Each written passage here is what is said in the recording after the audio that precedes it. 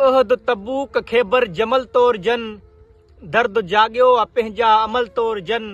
हर हीअं मां थी रक़्सम बग़ावत अचे, दिल चवे थी त हाणे क़यामत अचे, दिल चवे थी त हाणे क़यामत अचे। हिकिड़ो इंसाफ़ जो अहिड़ो ओथर ॻोल्हे जीअं हाबील जो के सुॿीअर खुले, व जो प्यालो अदालत में आणे सघे, जीअं सुकरात इंसाफ़ माणे सघे।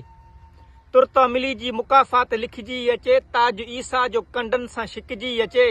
मुनसफ़े जी अदा में कलंदर अचे, कोन लश्कर सां ॿीहर सिकंदर अचे। इक़्तिदारी वलोटन खे परखे वढियूं, कीअं दारा जूं औरंग अखियूं कढियूं। दर्द मुजरिम खां सॻ जो भराए ॾे, शम्स तबरेज़ जी खल वराए ॾे। ख़ुदसरे जी अमानत खे अॻिते करे, वक़्तु आई हालतुनि जा बदल तोर जन। अहद तबूक ख़ैबर जमल तोर जन, दर्द जाॻियो आहे पंहिंजा अमल तोर जन। नस्ल जी पीड़ जा मज़हबी रंग जा, नस्ल जी पीड़ जा मज़हबी रंग जा। घिंट जिन जिन हथनि सां वॻा जंग जा, पोइ तारीख़ जो और जण तोर जे, जिन बि तोरियो आहे उहो तोर जण तोर जे। कंहिं बि ज़ालिम जो नालो वॼे छो पियो, को बि चिचरल कुलनि ते खॼे छो पियो। बेउसूली हवालनि जी छो थी वणे, का बि तहज़ीब हिटलर खे छो थी ॼणे।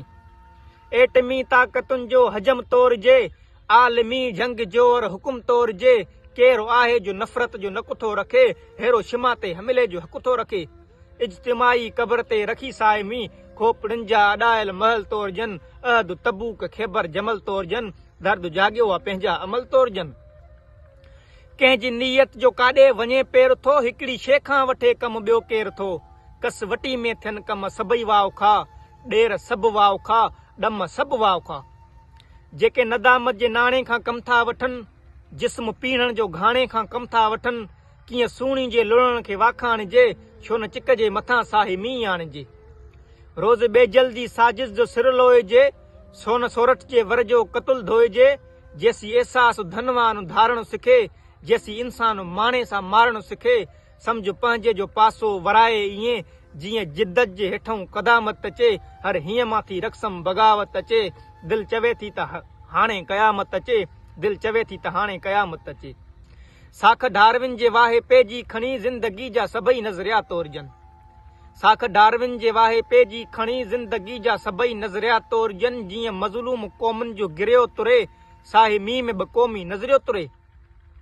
थोरो अॻिते विरागनि जा फट तोरजन, तोर अहिड़ी जो तोरण जा वट तोरजन। जाग्राफी जा लीका कढियल मापजन, खोड़ मुल्कनि जा उज़वा वढियल मापजन। कीअं सोचनि जा इल्मी खज़ाना सड़िया, हिकिड़ी तीली सां शो कुतुब खाना सड़िया। सभु हकीमनि जा नुक़सान रब परखिजन, अॼु मुहाजिर अंसार सभु परखिजन। सारा कानून आईन पुड़ में विझी, हर लिखेण लिखे जी वज़ाहत अचे। हर हीअं मां थी रक़्सम बग़ावत अचे, दिल चवे थी त हाणे क़यामत अचे, दिल चवे थी त हाणे क़यामत अचे।